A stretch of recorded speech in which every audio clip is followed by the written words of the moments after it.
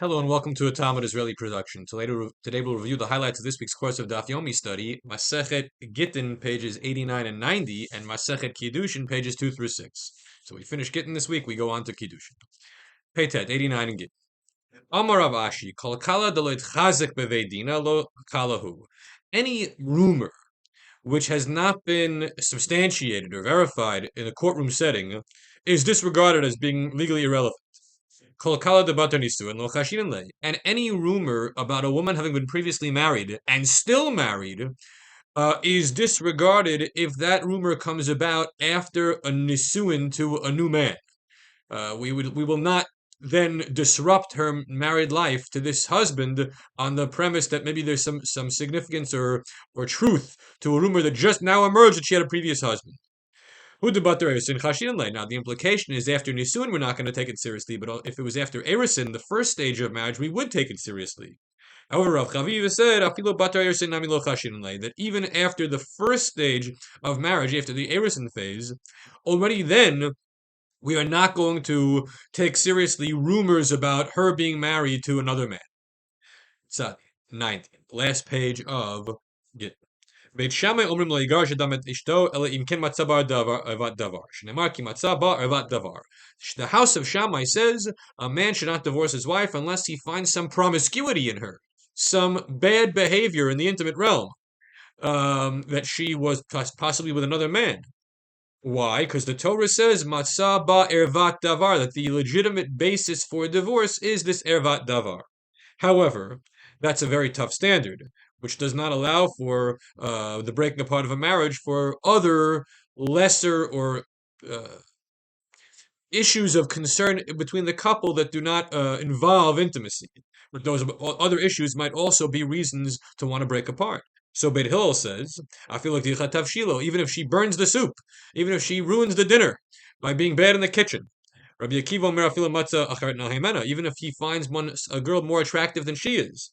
Because it says in the Torah that if she doesn't find favor in his eyes anymore, and there can be 1,001 reasons why she no longer finds favor in his eyes, regardless of whether it's a matter of intimacy, matter of the kitchen, whatever the reason is, Beit Hillel says, essentially no fault divorce. For whatever reason or any reason or no reason, it is possible to break apart. Now we turn to Kiddushin. Daf Bet, page 2. Haisha niknet b'shalosh drachim, v'konet atzma b'shtei drachim. A woman is acquired as a wife by a husband using 3 possible methods, and she can acquire her own self, meaning she can be released from the bonds of matrimony by 2 ways. Niknet b'kesef shtar b'bia. She can be acquired as a wife whether by money or the equivalent of money, by shtar, a way of a document, or bia, or marital relations. Konadatzma, she acquires herself beget by way of a bill of divorcement, a get document, ritatabal, or the death of the husband. Rabbi Shimon why does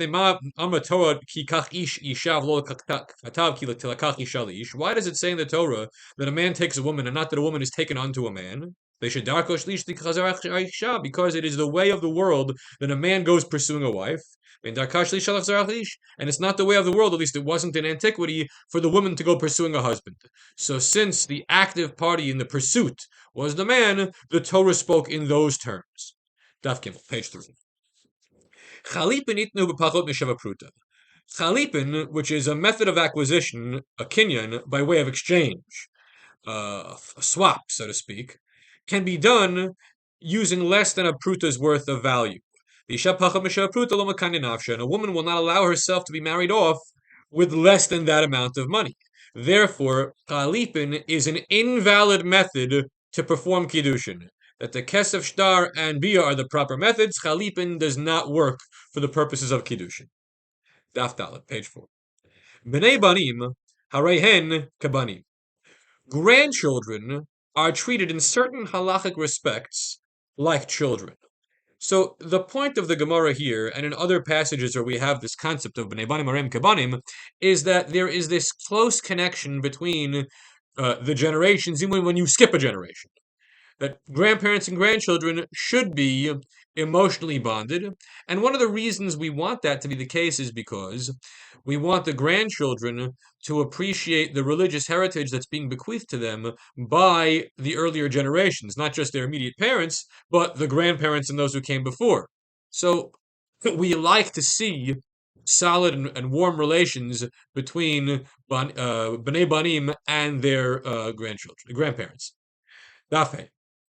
Ketzad bekesef. Let's say a marriage is taking place by way of money. Natan la kesef, a shava kesef. He gives her money or an item worth money. And says, "You are hereby betrothed to me." Haret muresetli, haretli leintu, harezim mukudeshet. So if he uses any of these terminologies, mukudeshet, mureset, havili leintu, which all mean the same thing, you are hereby consecrated as my wife. If he's the one who says it in reference to her, that works. Aval, however, he shenatna ve'amrahi, if she gives the cash and she says to him, I am hereby betrothed to you, mureset lach, into, even if it's the same verbiage, but you just flip the roles, Eino Mekudeshet, then it does not work. There is no change in status for him and her. They are not married because he has to take the active role of the giving of the item of value and of the declaration. Daf Vav. Mekadesh b'milva and a mekudeshet. If a man tries to betroth a woman by forgiving a previously existing loan, that does not work. Why does it not work? Because in the moment now, the woman doesn't get anything.